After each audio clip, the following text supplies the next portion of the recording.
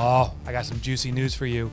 Profit First app version 2.0 is here. With an enhanced user experience and video guidance throughout, you can now be even more confident in your Profit First implementation. Plus, listeners who work with a certified Profit First professional get extra benefits. Check it out now at www.profitfirstapp.com. Today, right here, right now, this is the moment that you will finally say, I'm growing my accounting practice, and you're going to discover exactly how right here, right now, on the Grow My Accounting Practice podcast. Welcome back, everyone. I'm Ron Saharian, co-founder of Profit First Professionals. And I'm Liz Sporn, a guide here at Profit First Professionals.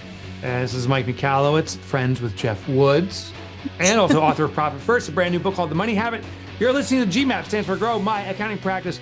We're going to teach you how to do that. So if you're an accountant, if you're a bookkeeper, if you are a coach, you're in the right place. We have some cool discussions today around AI.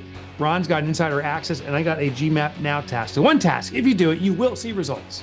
And guys, this episode is brought to you by Roger Connect and Universal Accounting. Reach out to Raj, tell him Ron said hello, and get that book that he wrote, Back to Black or something like that, but it's an excellent book. I like that. I like that book recommendation. His book. It's something. It's something. It's something. It's something. He appreciates this kind of read, though. You only get this type of professionalism on the show. I'm going to pick on him a little bit. The last barbecue that we did, he kind of overdid it on the, what was that? You did like the, not the lobster, what are those small crayfish? Crayfish. At your place. Crayfish. Yeah. Crayfish. I've never seen someone eat so many crayfish. I went in there for a scoop. All I got was the broth and corn. I'm like, where's the crayfish? I see Roger's face covered. He's like, I don't know. That was at my house. Yeah, it's at your house. So that way you know Raj. it's true, everybody. I had to pull food out of his you're mouth. listening to GMAP. Don't forget to subscribe and like so you never miss another episode of this. I'm excited for today's episode. We're going to talk about AI. You're a big AI. What's user, AI? Liz. What's AI? You are AI. Liz is not even a real person, 5%. so people know. I'm not a real person. Thank you for noticing. Yeah. We spent a lot of money on Liz to get her to be this sophisticated as an AI system. Thank you. I am very sophisticated as But well. you use it a lot, right? We were talking just off the air about you I cranking away on Gemini. I do. I love the Gemini. I do it all the time. I love all the AIs. I love watching our members have these major epiphanies and ahas of like time saving, how to build it. One of our members is currently building an AI bot army right now. And his goal in 2 years is to be a $10 million company with 5 employees. Of just like everything's going to be bots. And it's going to happen. I know him. It's going to happen. It's so fun. We're His here at own this brain, office. everything. You know, ChatGPT links into Google Drive now, and Kelsey is leading a process analysis of where our constraints are in our business. Like, bing, bing, bing. It's like, oh my God. It's amazing what it can do. It saves so much time. I've been using it a lot for marketing and sales, evaluating some sales conversations, looking at content, looking at copy to make sure, and just throwing it in there and just seeing makes me sound so much better. Well, it's a topic. We talk about like better. We're going to get better on it today. His name is Geoff Woods. He's the author of The AI-Driven Leader. Get it on Amazon right now. And he's a founder of AI Leadership, which helps leaders leverage AI to reduce overwhelm and drive strategic growth. He's formerly Chief Growth Officer at Lindale Steel and Power. He played a key role increasing their market cap from 750 mil to over 12 billion. He also was a co-founder of a company that we love, The One Thing, which was advising businesses from $10 million to $60 billion in revenue. With no further ado, Geoff Woods, welcome to the show, sir. Oh my! It's a pleasure. Welcome. It's funny if we were talking 3-4 years ago, AI wasn't in the public purview. No. What made you move to this space so quickly? You're in front of everybody else. Yeah. So for context, Mike and I have known each other for a long time. I had no idea that you were on the show. So what you all missed was we weren't recording yet. I come into the Zoom room and see him, and we literally freaked out and had the greatest bromance moment of all time. Liz got super awkward. It was a good time. It's all true. Oh boy. It was that actually, I am sorry that I wasn't recording. That was the most fun thing. And then Ron and I are like, hey guys. We're here too, man. Hey everybody. We're here too. You guys can watch. I have to go back to college. My senior year, I was doing an internship. And right before graduation, I sit down with the CEO and I asked him what job he thought I should get after school. And he leans in and I'm like ready for him to bestow this wisdom upon me. And he says, Geoff, you're asking the wrong question. First time in my life that I was introduced to the power of asking the right questions. And this became a theme for my life. He said, you should be asking, what are the skills I can master that are so valuable, they'll serve me no matter where I go. Then go find jobs that will help you build those skills. It is the best career advice I've ever received. It has been my guidepost for every move I've made in my career. And, Mike and I first met when I was running the company behind the one thing. Yeah. And eventually sold my stake in that business in 2022. I had a 2-year non-compete, so I went in-house as chief growth officer for General Steel. I had been the coach to the chairman of the board and the whole exec team. So when he found out I left, he's like, please come in-house. And my job was just to drive growth of the company, which we had about 100,000 people across the world. And my focus was 4 drivers: strategy, execution, people, and technology. Strategy is about making sure every operating company has a clear vision for the moat they're building in the future.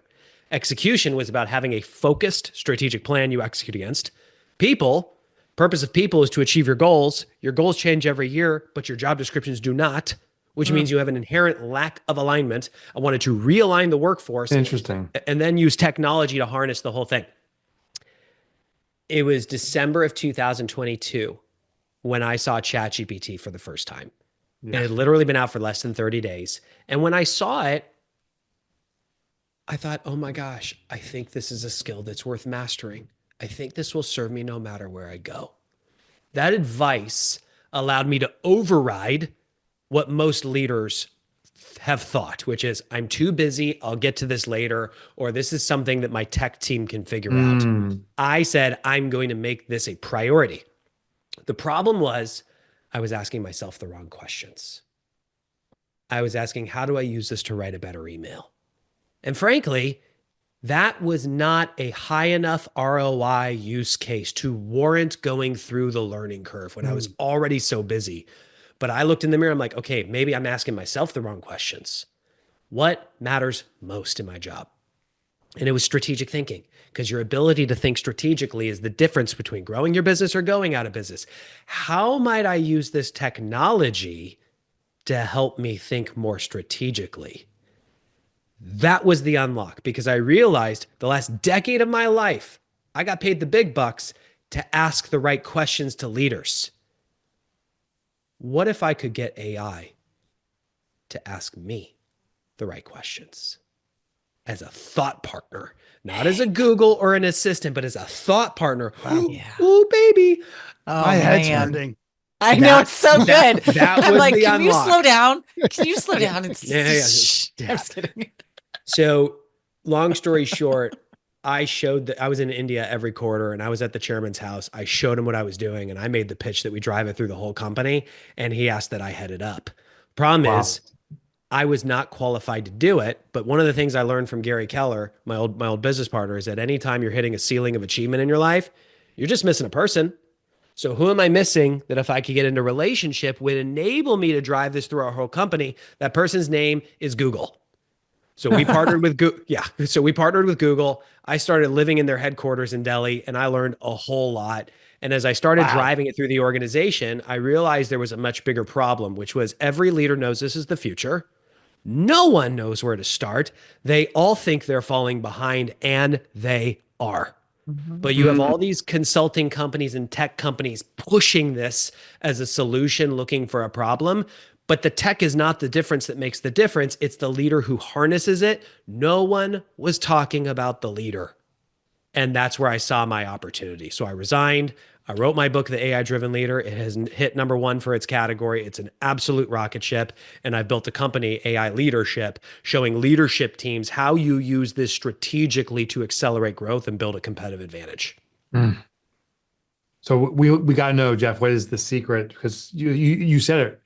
Everyone knows it's the future. No one knows where to start. Yes. What is the starting point? So this is the deal. Most leaders are using this one of two ways.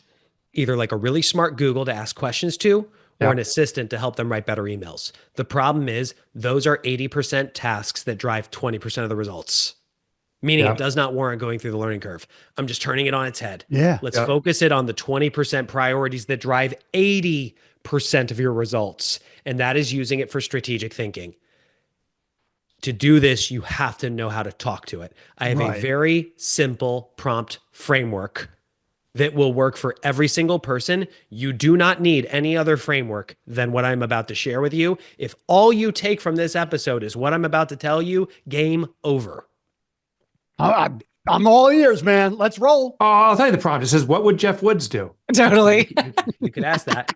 It is, I'd be curious if it tells you, actually. Oh, I'm going to ask it. The framework, Google it, Ron. The framework, I call it CRIT.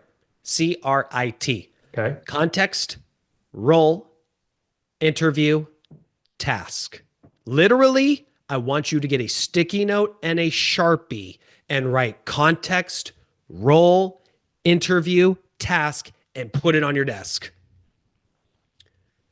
Context. You give it tons of context about the situation. This is not a Google search. Give it the juice. Role. Every one of you has expertise, but that is limited compared to the expertise of the world. You can ask it to act like Mike Michalowicz in reviewing your financials, and it will do it because it knows who Mike is. Interview. This is where I change the game. I turn the tables and say, interview me. Ask me one question at a time, up to 3 questions to gain deeper context. Task, so you can then accomplish the task of what you wanted to do. Let me tell you a real story of what this looks like. I was presenting to a group of CEOs, and I asked them, what are the biggest problems you're facing right now that if we could solve them would unlock a different level of growth for you? The question itself is strategic. For a guy who wrote a book about AI, I don't care about AI. It's a distraction. Your priority is building a better business and better lives. AI is a tool that can help you do it or can distract you from it. You must think strategy first, technology second. So I want to know the problems that matter. One guy looks at me and he says, I got one. I run a manufacturing company. I leased all this equipment from a company in Japan, but things have shifted in the market. The debt is killing us.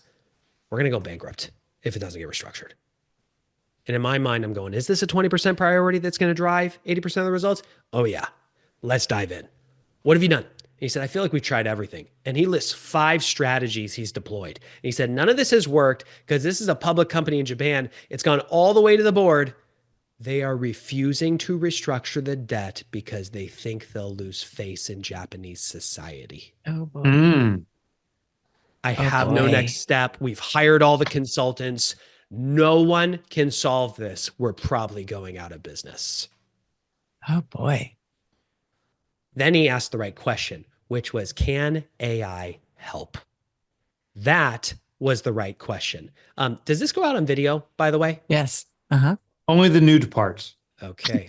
Let me share my screen. I'm going to show you. Hold on. I'm going to show you the actual prompt. Nice. I wrote. I beg it starts with, what would Geoff Woods do? Context. That's what's the one thing. Context. I'm a manufacturing CEO. I leased all this capital equipment from a company in Japan. Things have shifted in the market and the debt is now killing us. We're going to go bankrupt if we do not get it restructured. We feel we've tried everything. And then I listed all 5 strategies. None of it has worked because this is a public company in Japan. The board is refusing to restructure the debt because they think they'll lose face in Japanese society. I have no alternatives and feel we're going out of business. How many of you already are like, what the heck? You can say this to AI? Just wait. That was part 1 of 4, baby. Role. Your role is to act as an investment banker with deep expertise in restructuring debt. Interview me. Ask me one question at a time, up to 3 questions to gain deeper context. Then your task is to generate 5 non-obvious strategies I could deploy to get the board to restructure the debt. That was one prompt. Hey, one quick question about this, because I'm watching the screen here, just for our audio listeners. You have each part of the prompt headlined with a pound context. Hashtag context in all caps, hashtag. Do you put that in the prompts? Heck yes. Okay. That's called a delimiter. When I write a long prompt like this, if you just write one long paragraph, it will not perform as well. That's what I heard. Yep. Awesome, If you dude. give it headers and you put it in all caps and you put a hashtag before and after, it makes it easier for the AI to see it. Oh my God. Great. You just Thank you. transformed me. So now let me compare what a normal person would have done. They would have gone to ChatGPT and said, how do I get a Japanese board to restructure my debt? And would have given an average answer to a terrible answer because the communication was terrible. Yep. With this prompt, instead of giving an average answer, it asked the following question. Do you have any relationships with other executives in Japan that this board would respect? Holy moly. And I look at the CEO and he goes, oh my gosh, I would have never asked that. I actually do. And of course he wouldn't. He's an American. He doesn't have 2,000 years of Japanese culture in his head, but AI does. And then it asked 2 more questions just like this before it came back and said, here's your 5 non-obvious strategies. Number 1, it called the Saving Face Consortium. It said, you have enough relationships with the right people in Japan. You should approach them to acquire your debt. Give them super favorable terms. Your debt will get restructured. The board will save face. I literally look at him. This is awesome. His whole body language has shifted. And as I look into his eyes, I see he's actually holding back tears. Oh, of course. He turns to the other people in the room and he says, I have not slept in 90 days. I don't know how many of you have ever had such crippling stress that you couldn't sleep. I have. I really empathize with him. And he points to the screen and he goes, in less than 10 minutes, I actually have hope. The best part full was, goosebumps. Yeah, I know. I'm itching for this to end so I can start working. 2 months later, my phone rings and it's a text from him. And it says, the ball is moving. I actually think this is going to get Holy. done. Wow. Good for Your you. ability to think strategically is the difference between growing your business or going out of business. You just changed so many people's lives by helping with that solution. Yeah. Crit. Awesome. What is the starting point for someone who has not used AI? There's a lot of small business listeners listening in here, and it just feels overwhelming. Yeah, like accountants and bookkeepers primarily that own accounting and bookkeeping firms. Yeah. And by the way, those are 2 industries that if you don't get on the ball, you will be displaced. That's true. Yes. We are having a conversation. So we have our bookkeeping team is our whole business is based around a peer executive network called The Collective. So we have C-level execs who want to figure out how to harness this in their companies. We're having conversations with them like, why in the world am I paying you hourly to do stuff that an AI agent could do? How do we help you start to embed this so you can elevate your humans to build better service? Otherwise, we're switching. Yeah. Accounting firms, are you kidding me? Why in the world? Audit, tax, consulting, so much of that can be augmented or automated by AI. You still serve a role, but you need to elevate the value your humans are bringing. You will be put out of business if you do not do this. Guaranteed. Now, here's my answer to your question. 2 sticky notes. Oh, jeez. This is the video. Two sticky People are notes. watching the video version. This is why we video right here. This is it. Thank Like you, a Mr. magic Woods. trick. I actually have these 2 sticky notes on my desk. I want everybody to get 2 sticky notes and a Sharpie. And on one, you're going to write, how can AI help me do this? And the other, you're going to write context, role, interview, task. You keep these 2 sticky notes on your desk so that when you are doing what you are already doing, you'll see it and you're going to go, how can AI help me do this? And you're like, oh yeah, crit, context, role, interview, task. Real story. I was reviewing my financials that I got from my bookkeeper. And as I was opening them, I looked down and I saw, how can AI help me do this? And I was like, how can AI help me do this? And then I saw context, role, interview, task. And I opened up ChatGPT and I put in the framework, context, role, interview, task. Context, like I put the scaffolding first, then I fill in the gaps. Context, here's my financial statements. And I dragged them and dropped them into ChatGPT. Role, you are a strategic CFO who's world-class in telling a CEO the top 5 things they don't know about their business based on the financials that they should know about their business. Interview me, ask me one question at a time, up to 5 questions to gain deeper context. Then your task is to tell me what those top 5 things are. That Damn. blew So my awesome. mind. And by the way, for those of you that are bookkeepers, how about you do that? And when you send the financials, you start saying, please. here's the top 5 things you should know about your business that you may not know. Oh, I mean, that's exactly where I just went in my head. It was like all the people who were like, I have only production people. They don't want to talk to anyone. They do that. They send a report. They have a quick video that they're literally reading what it said back. And I don't know if we can release this. This is too good. You could create a custom GPT, which is just a mini app inside of Chat GPT that you can train it to do this. So you only have to train it once, and you literally drag the financials of a client in and it automatically spits out the email and they get to copy and paste it and make some tweaks and send. They don't even have to write the prompt anymore. Done. Do you see what I mean when I say if you are not harnessing this technology, you will be displaced? Yes. Oh, totally. But so where's the future of humans? What's our role? Of course. You and I taking long walks on the beach and jumping rope. Right? That's really right. Real. Yes. Oh wait, that's the dream. That's the wish. Life. Sorry. Here's the honest answer. I actually did research on this. I found myself thinking we've been here before. This is not the first time major technology has disrupted things. So I literally went back and studied every technological disruption in history. Printing press, steam engine, assembly line, electricity, internet, and what are the patterns between all of them that can inform how we have to lead today? I came across this amazing story from John D. Rockefeller. It's 1900. He's running Standard Oil and Company. It's the largest company in the world. You got factories booming everywhere, and there is a huge problem. The kids coming out of school did not have the skills required to be successful in an industrial world. And he went on record as saying, we don't need a nation of thinkers. We need a nation of workers. His solution, he started the General Education Board in 1902, ended up giving it over $100 million to reshape the public education system to teach kids the skills required to win. Show up to school on time, take direction from a teacher, learn to do something repetitively with minimal error with maximum efficiency so you can get a good job, so you can show up to work on time, take direction from a boss, do something with minimal error, maximum efficiency so one day you can live a good life. Here's what happened though. We stopped acting like humans and started acting like machines. Who's better at acting like a machine?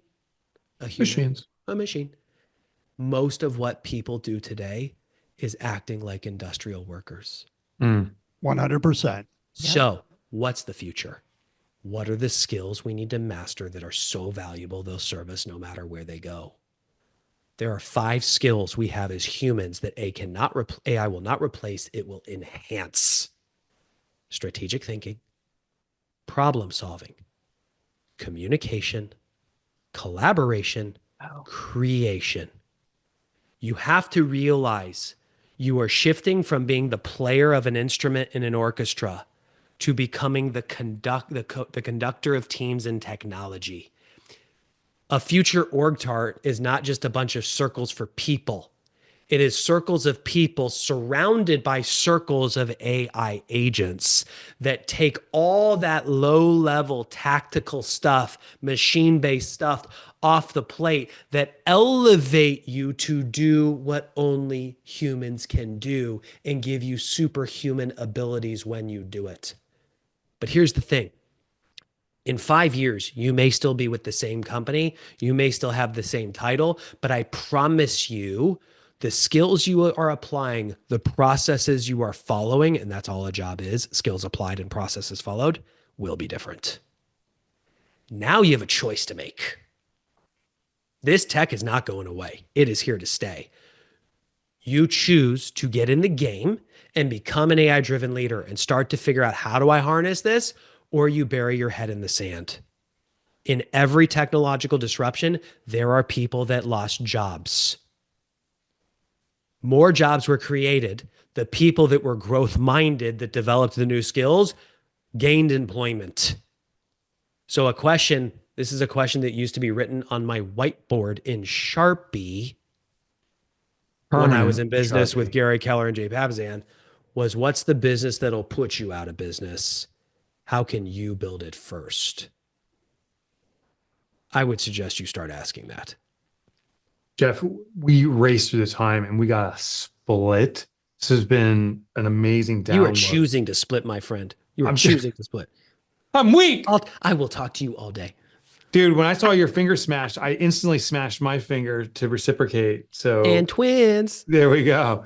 Bro, before we let you go, where do you want people to get your book? I know nice. Bro. It's all over Amazon. It's everywhere. Where's the best place that serves you? Where should we get it? Amazon's great. It's in hardcover. It's Audible. It's Kindle. The website is aileadership.com. I will tell you, get on the newsletter.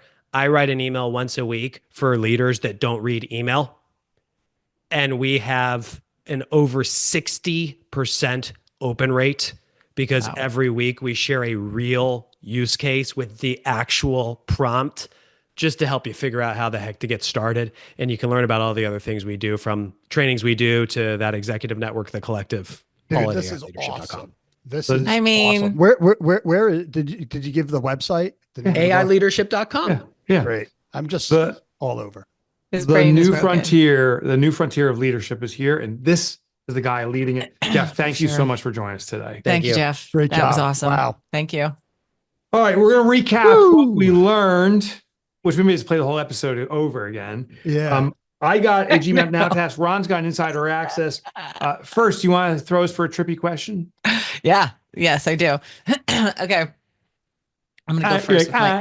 Here it is. I'm going to go first with my answer. If you could work as an assistant to anyone for a year, who would you choose? My answer is Geoff Woods. Okay. How about you, Ron? Who would you be an assistant to for 1 year? Donald Trump. Why? Just to see what it's like. Interesting. Interesting. The other one would be Putin. I'd want to see what working for him for a year would really be like. Almost as interesting. I think I'd work for a franchise owner because it's a different flavor of entrepreneurship that I don't really understand. I'm super curious about that. I would want to be able to run shotgun. I got my neighbor. His name is Steve. He's awesome. He owns like 15 Burger Kings. Let me know if you want. I'm super curious. Curious. Yeah. Steve. Okay. Now let's go into what we learned today. Liz, you got to lead us off because you had the first. Okay. So I don't want to brag, but I'm feeling really good about my AI skills because I grew up professionally working for an education company, and we taught people how to express and think critically and comprehend. We didn't teach them how to comprehend. We taught them, or teach them how to test, but we taught them how to comprehend. So I've been talking to AI very similarly to the way having crit is going to be a game changer, but I give so much backstory. And I said, here's my audience. Here's who we're talking to. This is what I want. This is what I'm doing. So to have crit is going to be a game changer. So that made me super excited. And he confirmed the things that we as humans will do. And there was a test that we took that we gave to all our employees. It's called the Watson Glaser, and it's a critical thinking test. It's a critical skills test, and it always looked at evaluation, prediction, conclusion, analysis, and problem solving. We would only hire people who could get some ridiculous percentage on that test. And I forgot that that's not normal. So when I worked in 17 years, I had this group of really smart, critically thinking superstars. And then I come to the regular universe. And so it was like, gee, thanks. No, but just in general, like everywhere. So this is such a validation to the power of critical thinking. And I talk a lot about it with our members here. So that was just what was the test again? It's called the Watson Glaser, WATSONGLASER. And I actually talk about it a lot with our members here when they're hiring. And I said, you don't actually need a production test. You need a critical thinker. Like that's the test you should give. So Mom, was your that takeaway? was just game on. I got a lot of takeaways. The number one overarching takeaway is start looking at it as a strategic thinker, right? Not as a task manager, not as a to-do, but see how it could help me strategically think. I've got tons of notes and I got all this stuff ready to go. I don't need sticky notes. I need big pieces of paper. So I'm gonna tape this bad covering your monitor. Yeah. I love that he said early on that titles aren't going to change, but they don't change over 5 years, for example, but goals change every year. So there's an inherent misalignment. I was like, this is such a poignant Yes. observation. I love the crit, of course. I like the point. He says many people are using it as a better Google or better email writing. To the point where I receive emails and you can tell it's AI'd and I disregard it now. I was like, they clearly, this is not their voice and they clearly AI'd it. And so I discount it as genuine. And it's happening more and more. And it's so easy to, well, it seems easy to pick out. So I think people are going to be able to sniff that stuff out and you have to move on to what it's a better tool for. Yep. So interesting insights. We love to hear from you, our listening friends. What did you observe? What did you learn? Put it in the show comments on the rating of the show. And we'd love to hear about it. All right. Obi-Wan, you got that dangerous weapon of yours. Be careful, Jeff. He's going to be swinging it your way. Someone stole my lightsaber. Oh, he has a lightsaber somewhere. Oh, no. We call him Obi-Wan. Oh, I got backups. He's got two. He's got his two backups. Okay. What's your Obi-Wan tip of the day? You know, I was going to I have two, but one I'm not 100% sure, you know. The first so one, I'm just going to go with. It was me telling you what to do, just like I'm doing right now. Oh, I know. Well, the original one is sometimes you want your staff to tell you, the boss, what to do. Right. It can be fun. And one of the things it also does, I've learned that it helps build camaraderie. Right. Because sometimes the boss is, you know, some of these firms are just boom, boom. You have to have fun. It's culture and you're never right all the time. And sometimes it just makes sense that, you know, you let the employees tell you what to do. It builds a culture. It also builds truth. That's the number one thing. Once your employees feel comfortable of telling you like, hey, you should do this a different way, Ron. Hey, maybe that's not the best way to go about this. Or, hey, that was awesome.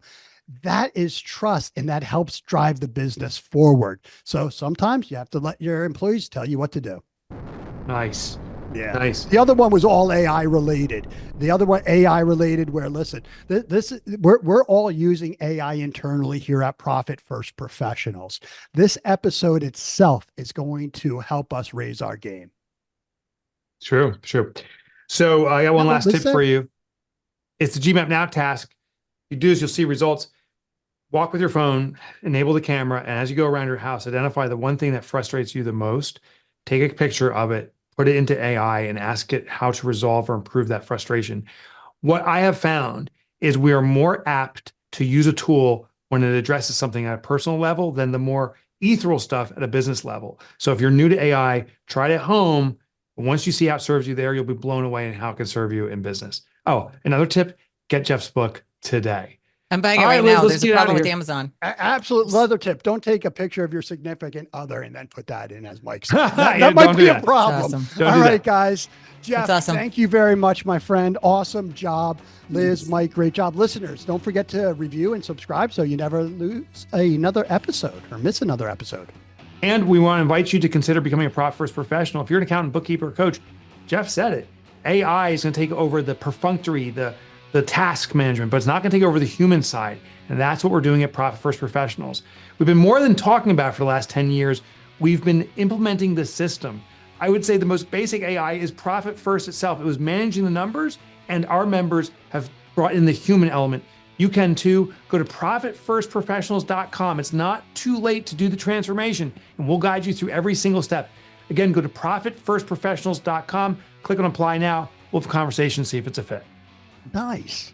Thanks, everybody.